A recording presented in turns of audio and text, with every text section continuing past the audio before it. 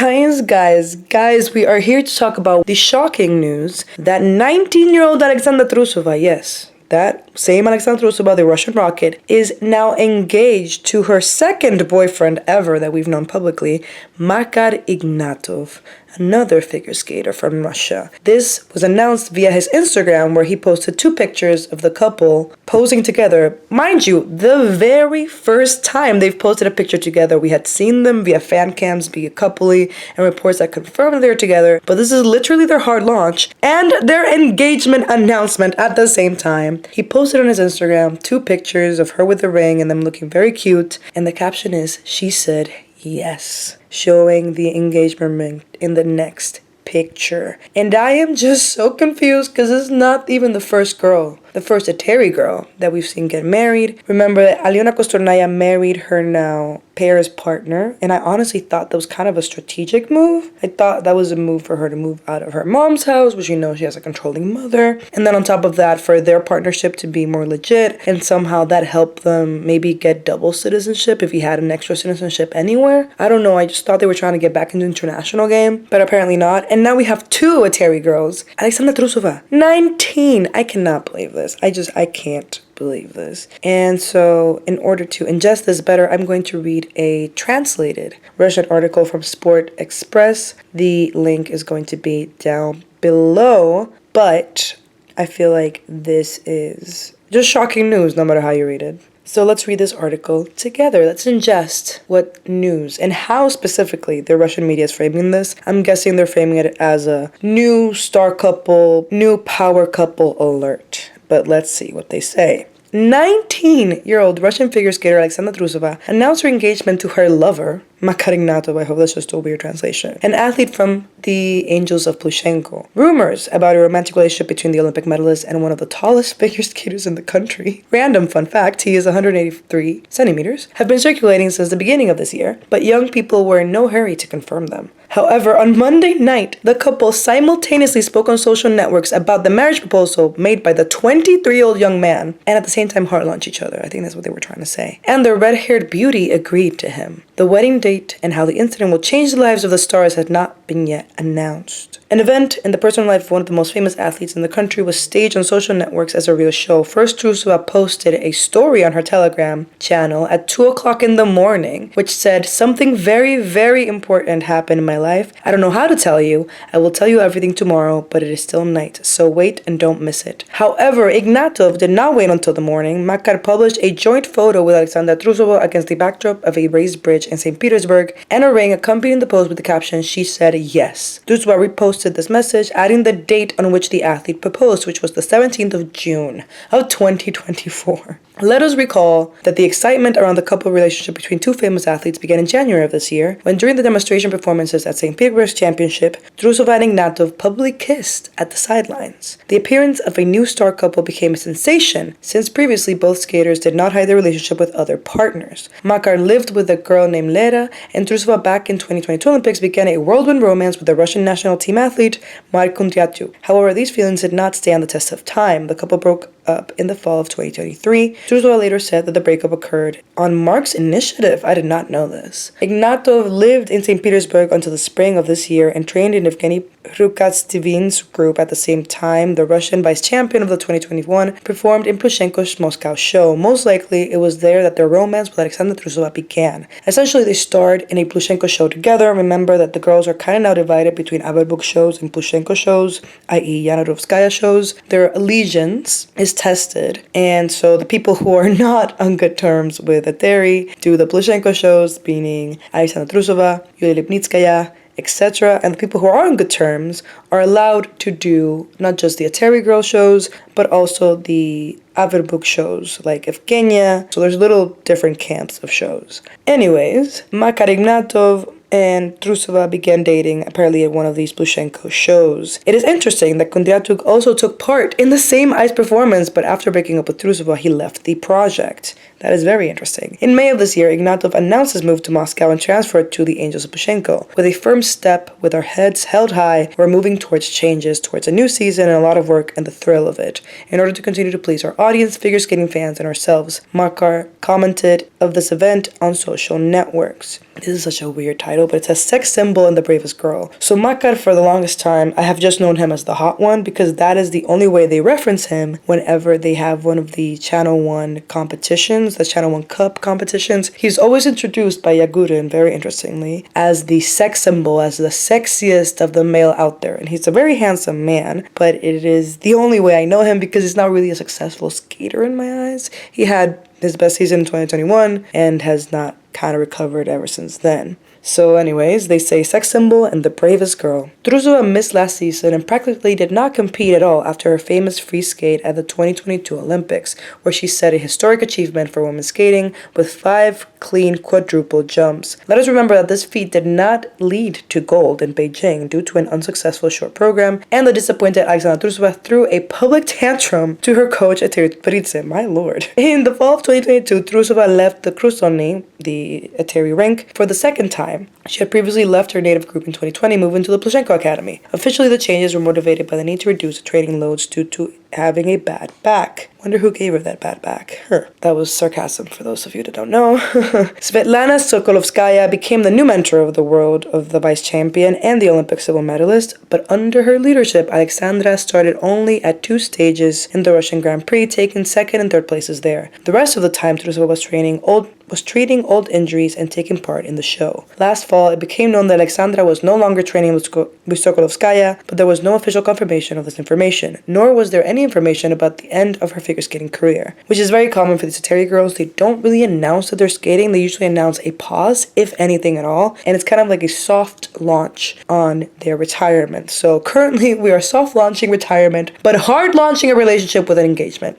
It's just a lot. Be that as it may, Trusova remains one of the most recognizable athletes in the country. She has only one big adult title, which is the Russian champion of 2022, and that one was transferred thanks to the disqualification of Kamila Valieva. Wow, the Russian press holds no punches, because essentially what they're saying is that Trusova was a star when she was in the juniors. That is undeniable. That's when she got the Russian rocket. That's when she started the quad revolution in the ladies figure skating, was consistently landing quadruple jumps, at least in Russia. And she was the trendsetter for that. However, as soon as she turned senior, we all remember that Alyona Kostornaya was the one who was winning all the titles, and Anna Shcherbakova was the one winning at least the Russian national titles. Trusova always fell a little bit short, and therefore she never really won a adult title, and now they're telling us that the only title she does have is because of the disqualification, the retroactive disqualification of Kamila Valieva after her doping was found to be true and positive, and this was their retribution for that. So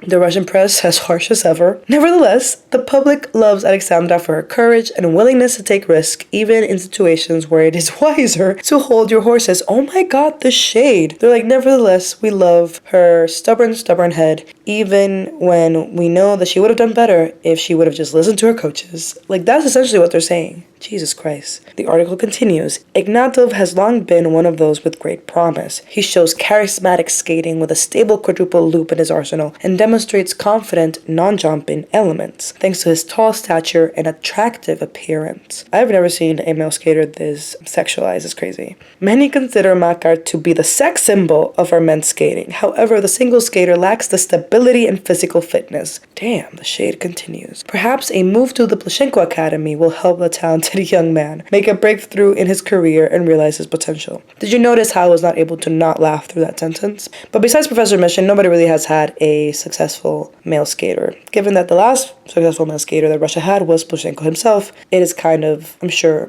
a thorn on his side that he's not able to produce that. And I doubt that it's going to come from old blood, probably a new face. But hopefully, moving to the Plushenko Academy and now being engaged to Alexandra Trusova will give him more motivation for the next season. So far, the only significant title for Ignatov remains the victory in the Russian Cup final in the February of 2022. As for Trusova, if she does not plan radical steps, for example, going on maternity leave, oh my god, what the hell is this article? She will have to finally decide on her amateur career. What is this maternity leave? I don't know what they're referencing. I don't know if they're saying if she does not get pregnant, then she will have to make a choice about her career, whether she's soft retiring or hard retiring or not retiring at all. But what a abrasive way of saying that. Oh my god. Alexandra is no longer on the list of candidates for the national team, and if she does not perform at the test skates of the national team next fall, it will be very difficult to return. The chances of her performing at test skates are very low. In my eyes, Alexandra Trusova has essentially retired. She has soft retired. It is the path that all the Eteri girls take, starting from Alina Sagitova all the way up to Alexandra Trusova, and it will probably continue. The only people that have fought against that tradition or that trend is Evgenia Medvedeva, who moved to Canada and tried to upset it but didn't work because of the pandemic, and Aliona Kostornaya, who switched disciplines to pairs in order to offset that soft retirement. On the other hand, there is an example of Trusova's former classmate, Aliona Kostornaya, who created a sports couple with her now husband, Gregory Kunitsa. According to their physical parameters, Alexandra and Makar are well suited to perform in doubles. Therefore, if Ignatov's single skating doesn't work out, why not follow the example of Kostornaya and Kunitsa? Jesus Christ, they're like, well, we know they both suck in single skatings, but why don't they follow Leona Kostornaya's path and try to be somewhat mediocre in pairs? This is harsh. This is some harsh stuff, but that is the Russian press for you. It did give me a lot of context. I did know that they probably got together through a Plushenko show. I did know that they were together, and I did know that Mark and her had broken up very, very quickly before she got together with Makar. Like, there was very little time between their relationships. However, I did not know that Mark Kundryachuk was at the same show that they met in. And I did not know that apparently Mark was the one who initiated the breakup. That is very interesting information and new information to me. I wonder if the reason why this relationship was kept so under wraps by both of them is because she was so public with Mark, and that obviously backfired and gave the relationship just more pressure and more intensity, and therefore the breakup was even worse, because they kind of became the couple in figure skating in Russia. They were doing all the shows as the prince and the princess, literally flying through the air, insert clip here, and Makar and her did that once a little bit, but besides that, they were really, really private. And I wonder if that's why they haven't posted anything until the engagement. But also the fact that they're engaged is insane. I don't think they've even been together for a year. Not even a year. I don't think this is a political match like I thought Kostornaya was doing with her pairs partner, not husband. I think this is just two children in love, and I'll be surprised if they make it to the aisle. I'm not gonna mince my words. It seems like a very impulsive thing to do, but Trusova has always been very impulsive, as this article loved to point out. So maybe they will make it to the wedding, because Aliona had a very simple, I think just legal wedding. But Trusova seems like the kind of person who will have a traditional, more elaborate wedding. So, Jesus Christ, we're going to see our first wedding. And who goes to the wedding is going to be very, very interesting. I wonder who's going to go to Trusova's wedding. Is Anna Shcherbakova going to go? That's the person I'm most interested in, because they were really close until the whole, mental breakdown that she had when losing out on gold, and Anna Shcherbakova just kind of not knowing how to react to that, and they were roommates, guys. Never forget, they were roommates in the Olympic Village. I will never forget that. I need someone to tell me a play-by-play of what happened once they both went back to the room, because there's no way they shared a room that night. It was too intense and tense. The tension must have been insane. So are they still friends? I don't think we've spotted them together. I feel like she would go to the wedding. Would we get a selfie of them together? Is Terry gonna go to the wedding? I don't think so. I know if Genya is probably gonna go. She's like the Switzerland of all the Terry girls. The rest of the girls gonna go? I don't know. I am just interested to see who's gonna go, if they're even gonna make it to the aisle. They're just so young. Hopefully it's a long engagement and they can really think about it. But these are two very impulsive people,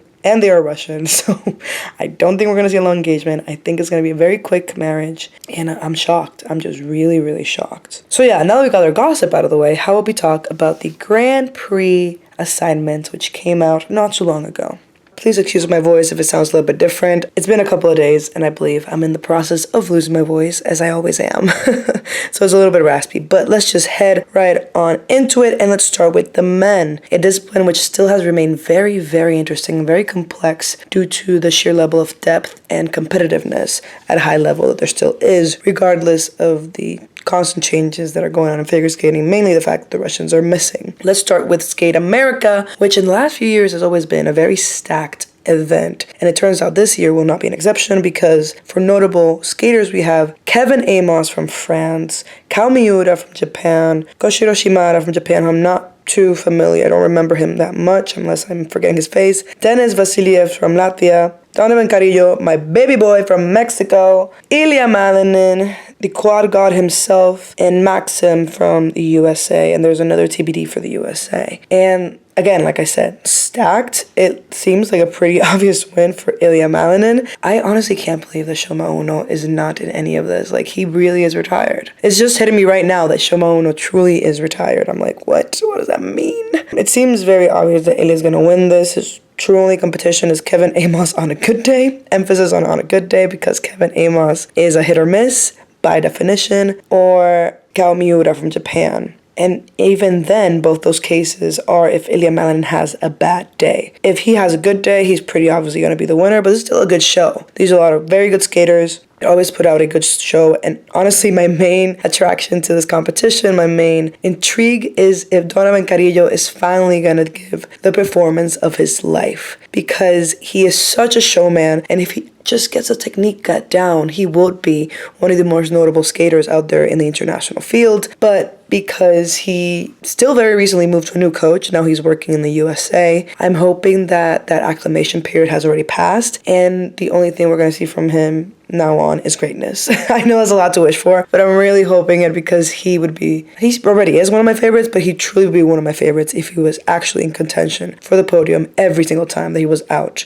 at a competition. Then we have Skate Canada, who is kind of a hit or miss competition. Sometimes it's stacked back in my 2019 favorite era, always stacked, but now it's a little bit less so because also Canadian skating is also kind of falling off the wayside, if I do say so myself. But let's see who we got here. We still have Steven Gogolev, who's Canadian. We have Roman Zadowski, Canadian, obviously. We have Shun Sato from Japan. Sota Yamamoto from Japan. Junhwa Cha, my other baby boy from Korea. Jason Brown, and Ilya Malinin. Oh my god, guys. Skate Canada might be more stacked this year than Skate America. Like, this is a good lineup. A lot of strong Japanese men like Sota Yamamoto and Shun Sato. Then we have my baby boy, my baby prince, Junhwa Cha, who I always am rooting for. His programs are always so good, and he is just always like an inch away from being the top man at the competition. Hopefully he can, make it happen this time. And then we have Jason Brown, who is honestly here just to skate beautifully. I don't think he has any delusions or dreams of being in the top. I'm sure that would be a nice gift, but it's not what I'm expecting from him. Besides beauty and grace, that's all I want from Jason Brown anymore.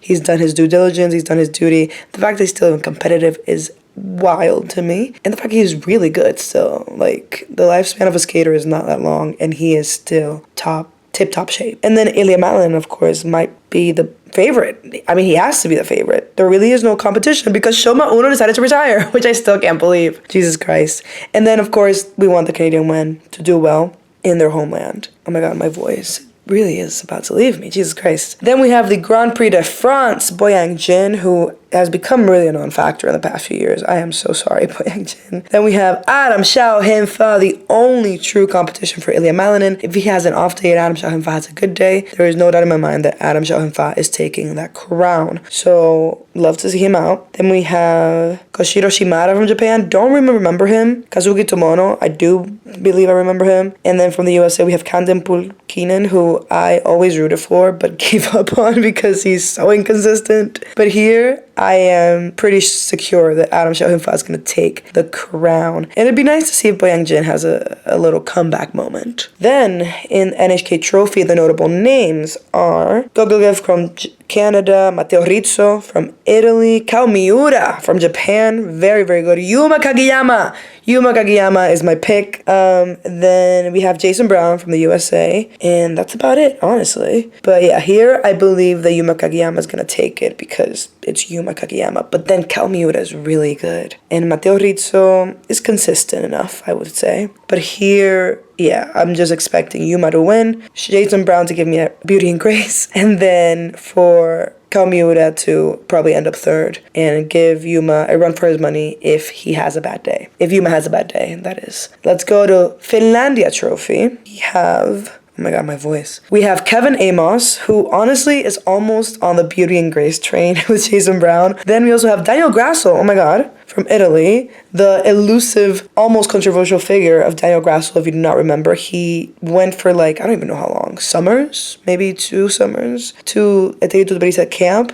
Then he suspiciously had like a weird doping situation where he didn't get tested or wasn't where he was supposed to be to get tested, and people were like, of course it happens while he's under Terry's watch. Then he pulled away from Terry and came back to his Italian coaching is what I remember, what I recall, and we haven't really seen him since. So it's going to be very interesting to see him out in the world again. Then we have Yuma Kagiyama, tough competition, Kazuki Tomono, and Sota Yamamoto from Japan, Jun Hwa-cha, my prince boy, and then we have Camden Pulkinen from the USA. Finlandia is also really good competition out here. Obviously, I do think that Yuma Kamiyama has it in the bag, but very strong Japanese lineup with Kazuki Tomono and Sota Yamamoto. Jun Hwa-cha could very easily take second or third, even first if Yuma has a bad day. And then Camden is just there as a fave of mine. But Daniel Grasso really is the intrigue of this competition to me.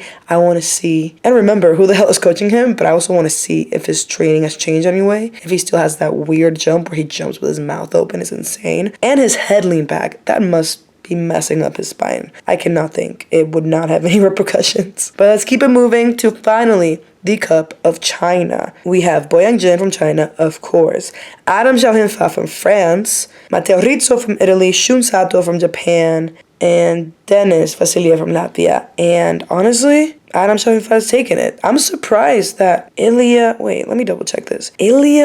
Adam Xiaohien-fa are not going face to face in any of these competitions. What the hell? That's literally the showdown that we're looking for. Let me know if I get it wrong, but wait, Ilya is in Skate America, and then he's also going to be in Skate Canada, and that's it. And Adam Xiaohien-fa is in none of those. What the hell? I think that figure skating needs to start embracing rivalries more. Like, seek each other out. Be rivals. This is obviously the biggest rivalry of the season now that Shoma's gone. And now that we don't have a big 3, it's not kind of assured that we're going to get a big rivalry, at least in one of these competitions. So if it's not secure, seek each other out. I know you want to avoid each other to make sure that you can get a medal, but I want to see them go head to head. Like, yeah, it's going to be fun to see Yuma Kagiyama go against Adam Xiaohien-fa in some of these competitions. Oh, wait, is that even happening? No, wait, what? Yuma Kagiyama is an HK trophy and Finlandia trophy, and Adam Xiaohien-fa is only in Cup of China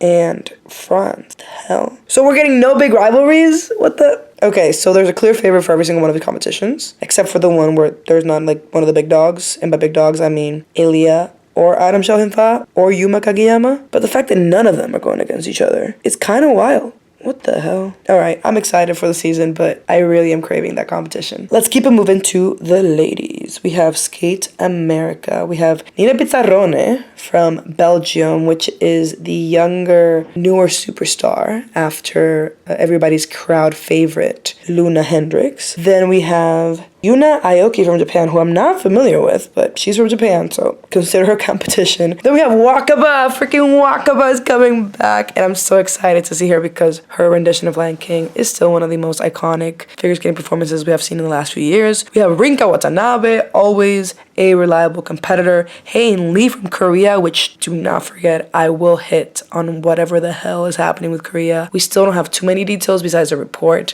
but I will touch on that after this, which is probably a bad idea. Bad way to end a video. Sad note, but it's gotta be talked about. Then we have Young Yu from Korea, which is, I think, my favorite. Yeah, I remember her being one of my good ones. Then we have Isabel Levito from the USA and Brady Tennell. Brady Tennell is also going to be having somewhat of a comeback season. She has been plagued by injury, and we haven't really seen her go full out since that one good performance she gave us, I believe, a season ago. So it's going to be really, really nice to see her again in the competition. Kind of the same way I feel about Daniel Grasso. Just kind of want to see where they're at right now. It would be really, really fun. But yeah, in this competition, I don't know, because the women are not as obviously kind of rated as the men. There is a lot of competition. Everybody's kind of on an even keel. Of course, Isabel Levito is a favorite here, but then we have Wakaba and Rika Watanabe, and you never know with the Korean ladies. Sometimes they have a really good competition. Hae Lee or Young Yu could freaking pull through, and Nina Pizzarone from Belgium is so young. She is so young, and these competitions tend to favor the young. So you don't know really what's going to happen here, but really good competition here. Skate America, I'm intrigued. I'm excited. Then we have Skate Canada.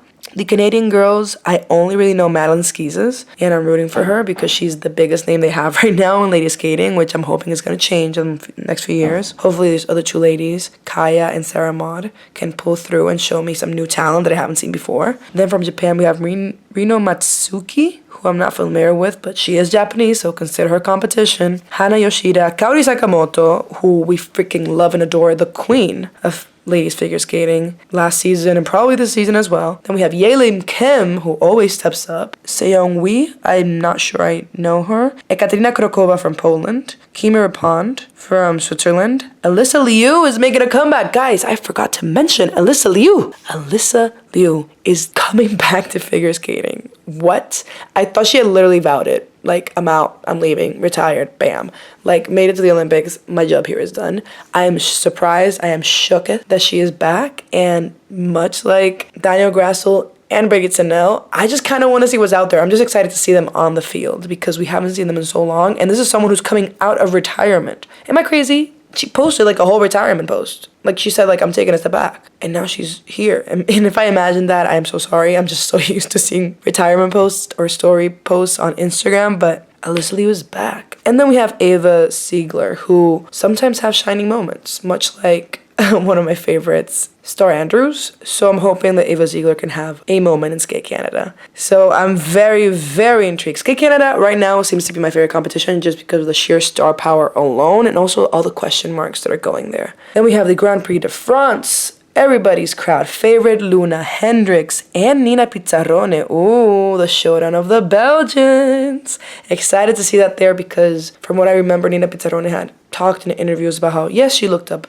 to Luna Hendricks, but she also thought that Luna Hendricks might be scared of her. So she is setting up a rivalry. And what have we learned today? That I love a rivalry and I'm craving it. Do we know why? No, but I want it. Bring back the spirit of the 90s minus the club. Don't bring the club. But anyways, let's continue going. Then who else of note? Oh, we have Wakaba Higuchi. Freaking Wakaba. Another person. Oh my god, it's the comeback season. It's literally the comeback season. All these question marks are coming back because we haven't seen Wakaba in so long either. Then we have Mai Mihara. Oh my god, Mai. Rion Sumiyoshi. I feel like I've seen her. Chaeyoung Kim from Korea. And Amber Glenn, the second love of my freaking life. Why am I more excited about the women's? Now that I know there's not that many big rivalries in the men's, ladies is calling my freaking name.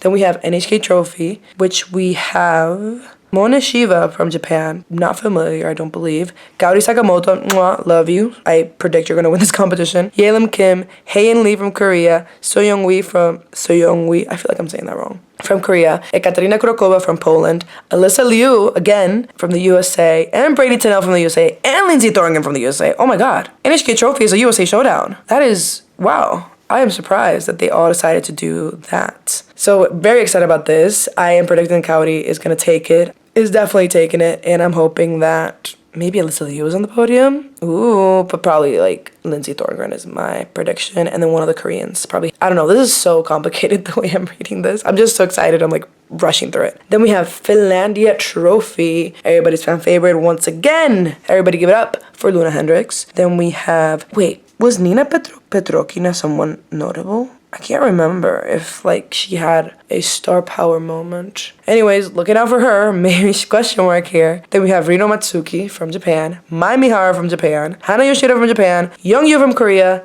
Isabel Levito, and again Lindsay Thorngren. You see, this is what I like. This is what I want because Isabel Levito and Lindsay Thorngren have a long history of this rivalry because they came up at the same time. Isabel Levito kind of exploded onto the scene. Lindsay Thorngren did not have the same reception, but because of their age and the fact that they debuted around the same time the senior season, they have been compared incessantly, and so there is somewhat of a rivalry there. Sometimes feels like a one-sided rivalry, but still a rivalry nonetheless. And when I say rivalry, don't think I'm taking it as like two people that hate each other and are constantly on the lookout for each other. I just mean two people that are constantly going up against each other. Friendly competition, people who make each other better. And I think that these two skaters could make each other better. And all my hopes and dreams is that there are more skaters at a higher level. So if going up against Isabel Libido, who is her counterpart in age and skill, can make Lindsay Thornton better, I'm rooting for that because I just want more female skaters in the scene to be doing well. The more they're doing well and the more there are, the more attention the sports get. So I'm rooting for that. Excited for Finlandia Trophy. Then we have finally Cup of China. We have from Canada, Madeline Skeezes. Then we have Mona Shiba from Japan, Yeonsu Miyoshi from Japan, Rinka Watanabe from Japan, Cheon Kim from Korea, Kimi Rippon from Switzerland, Amber Glenn from USA, and Ava Ziegler. That's a good lineup there as well. I would probably give it to Amber Glenn or Rinka Watanabe, maybe. I know one Japan girl is going to be on the podium at the very least, and then I'm hoping that Amber Glenn gets there as well. That's my only hope for that competition. But yeah, turns out I'm way more excited about the ladies. The women are killing it, and because it is so up and down and there's really no obvious front runner besides Kaori Sakamoto, it's very, very fun to see who are fighting for the podium when Kaori's not around. And I guess the same could be said for the men with Ilya, but Adam Shaohinfa and Yuma Kageyama are also very high top tier men. Meanwhile with the ladies, much like or unlike Kendall Lamar and Drake's beef, I cannot name the big three if you're not up to date with that beef. Basically the big three are Drake, Kendrick, and J. Cole. Look it up, Google it if you know what I'm talking about. But with the women's, I can't really name a big three right now. I can name my top three favorite ones, but I can't name the big three in terms of skill. Yes, there are rankings, but when it comes to the day of competitions and what I know to be their consistency, truly anything can happen because none of these girls have the stability down besides Kaori. So excited. Excited for the mess, for the confusion, and for the surprises. Brady Tennell, very excited to see what's up. Freaking Alyssa Liu coming back. Insane. Did not expect this at all. She seemed so Gen Z about her retirement. Was like, peace out, and then escaped. Like, literally disappeared into the frame. It seems stacked. Very, very stacked. Very, very excited. Anyways, this is sadly not the last note that I have to talk about because breaking news, something insane happened with the Korean national team for figure skating. We don't have a lot of information besides the official release, but K-Team Translations on Twitter did an amazing job of translating what happened. Trigger warning, it has to do with sexual assault. Essentially, 2 members from the Korean national team for figure skating were found guilty of sexual assault and of drinking alcohol in the premises, which is it is not permitted. And then another skater, also from the national team, got caught sneaking into the female dorms, but then I believe they're also the one who was sexually assaulted. Let me not spread any more misinformation and just read this bulletin, which again was translated very graciously by K-Team Translations on Twitter. It says, exclusive, from drinking to sexual assault / harassment, 3-year suspension of national figure skating team member through severe disciplinary action. Skaters A and B, 2 members of the Korean national figure skating team who were under investigation for drinking several times at their dorm during last month's overseas off-season team training program, have been additionally found guilty of sexual harassment and molestation (assault) and will be subject to severe disciplinary action. Apart from the alcohol consumption incident, the Korean Skating Union has also investigated skater C, a male figure skater on the national team, for infringing the rules by entering the female skater's dorm. During the investigation, skater A was found to have sexually offended skater C, who is younger, in the dorm. The term hubei was used. After a trial by the Fair Sports Committee was held, a 3-year suspension, was issued for a skater A for alcohol consumption and the sexual harassment assault. The federation also issued a 1-year suspension for skater B of a similar age, who were discovered to not only have partaken in alcohol consumption but also sexual harassment by taking sexually inappropriate pictures of skater A, causing sexual discomfort. Oh God. If the disciplinary sanctions issued remain as they are, both skaters A and B will be suspended not only from the national team and from participating in competitions, but also from qualification during the period of suspension. In the case of skater A, she will not be able to participate in the 2026 Milano Olympics, only 1 year and 8 months away. The sanction issued for skater C, who entered the female skater's dorm, was a reprimand. So the guy did not get anything. I wonder if there was just not enough evidence or not enough of a infringement to be given a penalty like the other two. The skaters can officially request a retrial to the Korean Sports and Olympic Committee within 7 days of receiving disciplinary decision notice. While skater B, who has been subject to a 1-year disciplinary action, is seeking a retrial, skater A, who has been subjected to a 3-year disciplinary action, has not yet requested one. My God. And I don't know if these are people that we might know. I don't know if these are people who have been placed within the Grand Prix. We don't know anything. All we know is that it is 2 female skaters and then 1 male skater who are involved in the situation. 2 being the female ones who have been found guilty enough to be given some sort of disciplinary action. Meanwhile, skater C, who was only found guilty of sneaking into the female dorms, was just reprimanded. And I don't know if this is one of the names that I have read while reading the Grand Prix assignments. I have no idea. And I don't know if we're ever going to find out unless the disciplinary actions are basically upheld, because it says that if the disciplinary actions issued remained as they are, both skaters A and B, meaning the 2 female skaters, will be suspended not only from the national team, but also from participating in competitions this year, meaning the Grand Prix, and also from the qualification during the period of the suspension. Not only will they not be able to participate in the Grand Prix if they are even placed as of yet, but they will also not be able to qualify for anything that those competitions might add up to, meaning the Olympics. So, what the hell? Literally, what the hell? This might change everything if it is one of the very high notable Korean skaters that we do know. K-Team Translations also gave a very helpful graph that kind of gives the incident, breaks it down via just kind of the straight up facts, saying the incident took place in a training program in Italy. Coach D has been suspended. Oh my God, the coach involved also has been suspended for 3 months for careless management of the team. And you know what I like about this? A coach being held accountable. Very freaking refreshing. Take that as you will. Now, skater A, the facts that we know about them. They are female, similar age as skater B, repeated alcohol consumption, which was very obviously prohibited in this training period because they're being reprimanded for it. And then skater A is the one who invited skater C, the male, to the dorm. And she was also the perpetrator of the sexual harassment or assault. And she was the one who received the largest disciplinary action with a 3-year suspension and has not requested a retrial. Their management agency can't make an official announcement as they are not able to contact her. Interesting. Skater B is also female, similar age as skater A, also repeated alcohol consumption, and also the perpetrator of a sexual harassment by taking pictures. This is the part that's interesting. They took pictures of skater A, the other female skater, who was also being reprimanded by being a sexual harasser, and they took it without their consent, and then they showed those pictures, which were somewhat sexually explicit, to skater C, the minor male skater, causing A sexual discomfort. Interesting. And then they got only 1 year of disciplinary action, and they are seeking a retrial. So that makes me believe that they might be placed in some competitions. Who knows if it is the Grand Prix or not, but they're seeking a retrial, so they're obviously not wanting those consequences. And then we have skater C. Skater C is a male.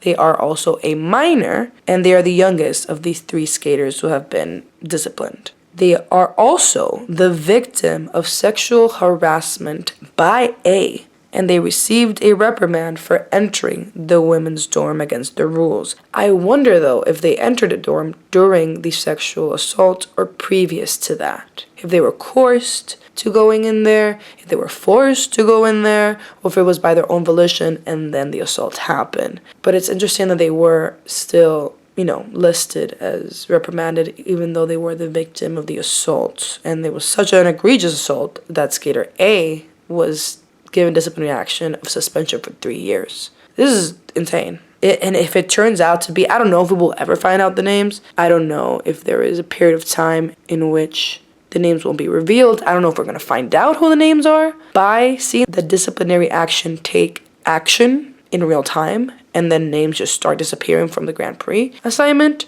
I don't know. I don't know anything, but this is an insane thing. It just happened, or at least I just found out. No, I think it just happened like a day ago. So, or at least it was reported on a day ago. I will post all the links down below. Again, as I am editing the video, now on Twitter, everybody is saying that allegedly the two people, victim A and victim B, or I don't know if they're even called victims, female A and female B, are Hae-in Lee and Young Yu. And people are assuming this because the South Korean news station used very blurred, but still noticeable for us figure skating stans, images, videos of programs from Hae-in Lee and Young Yu. So people are assuming this is confirmation from the Korean news cycle that these are indeed the two ladies involved, because it is very obvious whose programs it is. You can see the color of the dress, you can see the videos. If you watch figure skating at all, you can figure out who these people are. So people are saying that allegedly it's confirmed.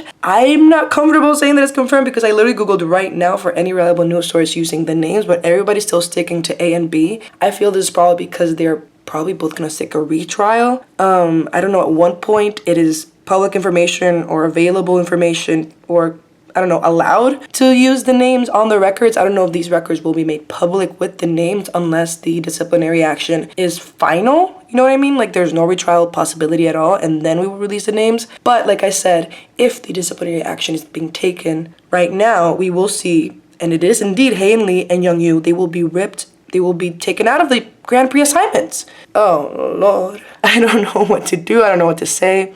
I will put on screen right now what it is that people are referencing from the South Korean news stations, but I don't even know.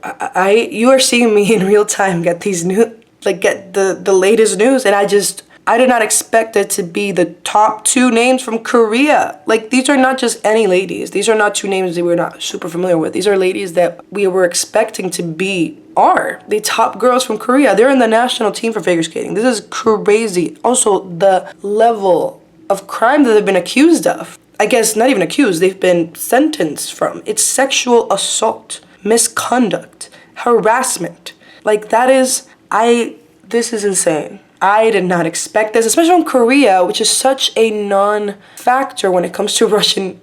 You see, I'm so programmed to say Russian. I was going to say just figure skating drama, but it's usually from Russia or the USA where we have these types of scandals.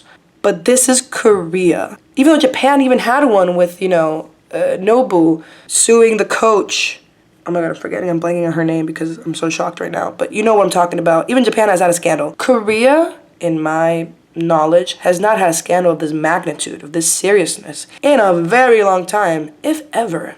Again, I am not fully versed in Korean figure skating besides Yoona Kim and Junhwa Cha, which have been very much good boy and good girl, like clean image, like literally golden boy and golden girl figure skating in South Korea. So for Young Yu and Hae-in Lee, the top two recognizable names in female figure skating in Korea, to have this happen to them is insane. And I'm wondering, probably not because he is the victim of the assaults, but we won't know the name of the younger male skater. But this is insane. And also, we don't know who's A and who's B, but B was accused of taking sexual images of A, the other female skater, and then showing it to somebody, causing sexual discomfort. Oh my God. I don't even know what to say. I guess the message still stands that this is all I considered alleged. I don't consider this a confirmation, although it'd be bold of the Korean news stations to just use any footage from anyone when talking about this and not the two people that they're referencing. In the Korean news cycle don't play. Like, they put things on the news that are 100% vetted because the rules there are so strict in terms of privacy. So for them to use very recognizable clips of Hae-in Lee and Young Yu is kind of wild and does seem like a very clear confirmation. But I feel like this is like a 90% confirmation. Unless a news article comes out, I don't feel comfortable saying this is true. To me, this is still alleged, but it's still insane. And I guess the confirmation will be if they are pulled from the Grand Prix assignments. Although we do know that female A is seeking a retrial because she has the 3-year disciplinary action suspension. Jesus Christ. Okay, again, sound off in the comments. I don't know what to think about this. This is my genuine reaction, and I am shocked, and I did not expect this. Of all federations, of all countries, to be South Korea. Like, what? What is happening? This is a crazy story to end on, but it had to be told. It had to be denoted because it might change the Grand Prix assignments potentially. We don't know yet. So yeah, as we end it, we have a marriage, assignments, and an assault. Oh my god, what a weird episode. And yeah, let me know what Grand Prix assignment you're the most excited about. Tell me if you think this Korean, I don't even know what to call this disciplinary action of Korean national figure skaters will affect the Grand Prix assignments in any sort of way or not. And let me know what you think about another Terry girl getting married. There's a lot to talk about in the comments, so I'll see you down there. Thank you for supporting me. I did touch on the Trusova situation a little bit on TikTok. Remember, you can follow me on TikTok to this account right here, and there is also merch that you can buy. I Will Cut You is still the best seller. As it turns out, we are a feisty bunch. And you can also support me on Twitter and Patreon. And I will talk to you guys later. Bye-bye. Oh, wait. Shout out to Timothy, Tori, V, Leslie, and Natalia. Thank you guys always for your support. And I'll talk to you guys later. Bye-bye.